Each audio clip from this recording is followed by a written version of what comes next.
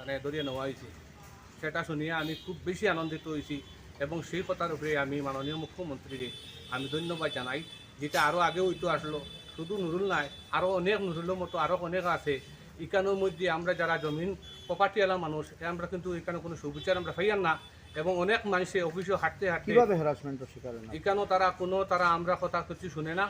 যারা তারা সেটেল মানুষ আছে, তারা লাইনের মানুষ আছে, তারা এই লাইনের মানুষের মাধ্যমে সব কিছু কাজ করে। আমরা ডকুমেন্ট দিলে তারা ফালিয়ে রাখে।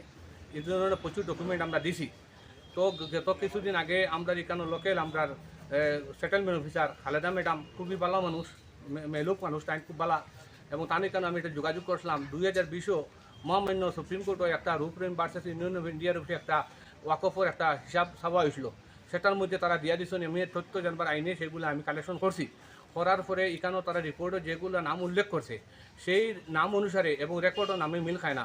তো ম্যাডাম হলে যোগাযোগ করি, আমি তারপরে পিটিশন দিছি। আমার পিটিশনটা এখনও পর্যন্ত এটার মধ্যে জাট হরতাল চলে এবং আমরা এএসও সদর তাই এটার মধ্যে কইছেন এইগুলো প্রপার্টি স্ক্যাম হয়েছে, যেটা আমি আপনার মিডিয়ার আমার দাদাগর কাছে আমি এটা দিয়া দিমু।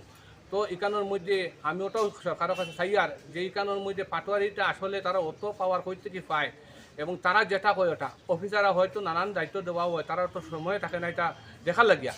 তারা কাছে সেটা বই থাকে, তারা নামজারি করে, তারা ম্যানেজ করলে তারা এই নাম অন্য নামের তলে একটা নামটা উঠাইয়া দিয়ে যায় গিয়া, পরে এটা ক্যান্সেল করতে নানান সমস্যা হয়।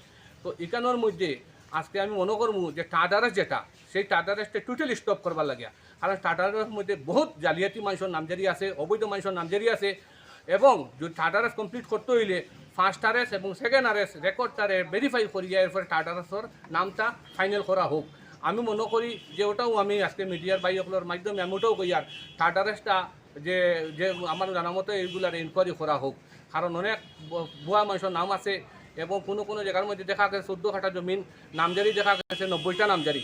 এটা কীভাবে হয়? হ্যাঁ, তো আজকে মনে করবো যে এইগুলো আমরা একটু সুযোগ দেওয়াও, জেলা প্রশাসনে আমরা সুযোগ দেওয়া, শুধু আমি না আমার মতো আরও অনেক মানুষ আছে যে এটা আমরা যদি সুযোগ দেওয়া যে আমরা সমস্যাগুলো তুলিয়া ধরার লাগিয়া, কিন্তু এখানেও আমরা কোনো ধরনের সুবিচার আমরা কোনো পাইয়ান না।